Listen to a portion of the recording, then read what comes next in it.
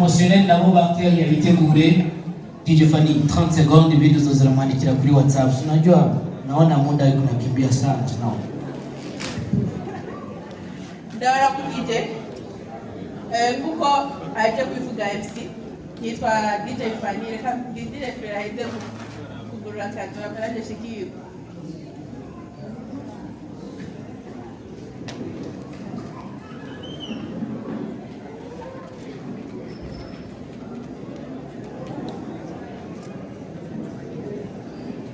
Ego ndabashimiye rero nitwa Fanny Muri Mariage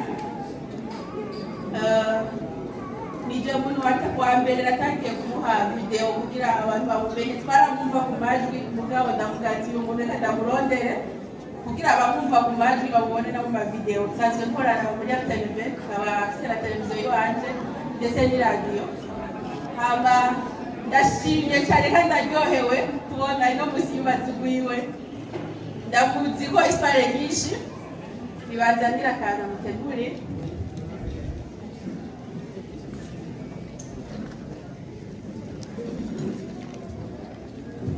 ndamusaba na badani we bakuguru ndabona makota y'imbeshi munzu tazobura n'ayashirawe hama kuko sanzwe nshigikiye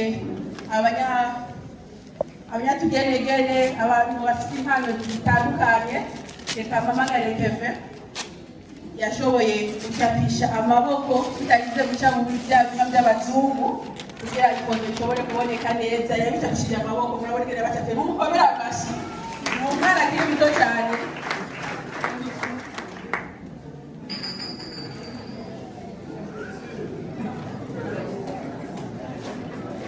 urabona ko nubwo bazungozi ayo maordinatere yaho turashaka kubyikorera abarundi murakoze cyane.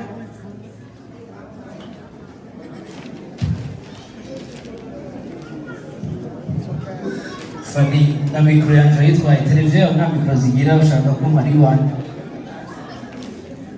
Yes, reka sabire Kevin aze gufata ifoto wenyine na Mutima ndetse na madamu wiwe. Merci beaucoup DJ Fanny kuri iyo mpano nziza ariko amatamu mengo ni manini. Arabyibushe. Yes. Kevin nanjye wanao chapa. Ngao nuzo mjibushe televiziyo ngo. Yes, aba promotionnel ba Claria banyaruke hanyuma yes.